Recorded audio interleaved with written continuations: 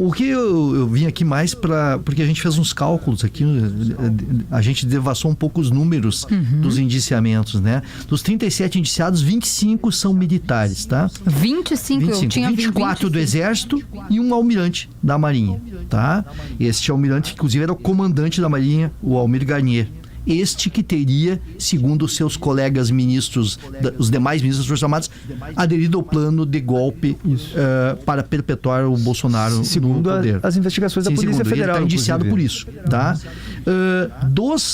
Chama atenção a segunda coisa, que dos 24 militares, 6 são generais.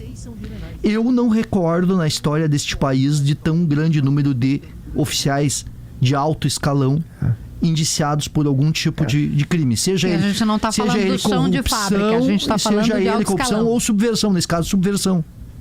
Nesse caso subversão. Atentar contra o Estado democrático. Aquilo que a gente dizia antes, Kelly, só um parêntese rápido, Treze.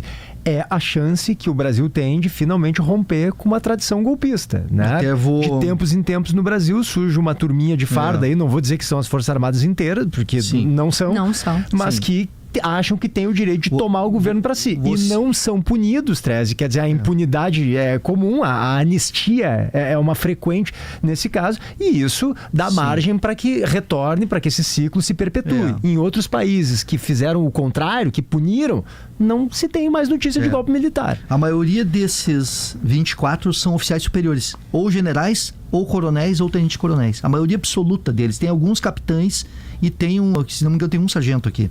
Tá? Olha só, dos 6 generais e do almirante, o almirante foi comandante da Marinha, o Garnier. 6 generais, 3 foram ministros do Bolsonaro. O Augusto Heleno Ribeiro, chefe do Gabinete de Segurança Institucional, que controlava a ABIN, né? O Estevam o Estevam é general, mas não foi ministro. O Paulo Sérgio Nogueira de Oliveira, ministro da Defesa. Foi ministro da Defesa. E o Walter Souza Braga Neto, que foi ministro da Defesa e candidato a vice na chapa do Bolsonaro, que acabou derrotado em 2022. Agora eu fiz também um comparativo com outras situações de crise no país, em outras épocas, e o envolvimento de militares, né? Não é o maior contingente de militares investigado por subversão ou coisa assim. Em 1900 Mas desculpa, Teresa, mas tu disseste que era o maior número de generais. Com certeza. Eu não lembro de generais nas outras ocasiões. Eu acho que não teve generais nas outras ocasiões. Acho que não teve. Eu vou dizer, em 64, que foi o período mais duradouro de regime autoritário no país, né, de 64 a 85, né, 21 anos de ditadura militar, o regime que se inaugurou em 64, ele investigou e puniu 6.500 militares. Tudo do baixo escalão, né? Quase todos por expurgos, prisões, tortura ou cassações. Tá? A maioria deles sargentos, oficiais subalternos, sargentos, cabos e soldados. Inclusive marinheiros da Marinha, né? O comando mesmo, o cérebro a Rosane vai lembrar do golpismo não foi atingido. Sim, isso pós-64. Aí, no outra vertente ideológica, né? Pessoal acusado de pertencer à esquerda e tramar contra as instituições naquela época, né? Pela esquerda. E em 1935, que foi outro grande período de instabilidade, que houve a chamada intentona comunista, quando o capitão gaúcho Luiz Carlos Prestes, já comunista na época, fez uma sublevação de quartéis no Nordeste e no Rio de Janeiro.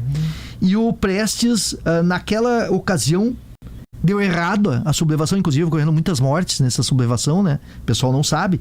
E a turma do Prestes resultou em 1.420 pessoas detidas, a maioria delas militares. 1.420, bastante também.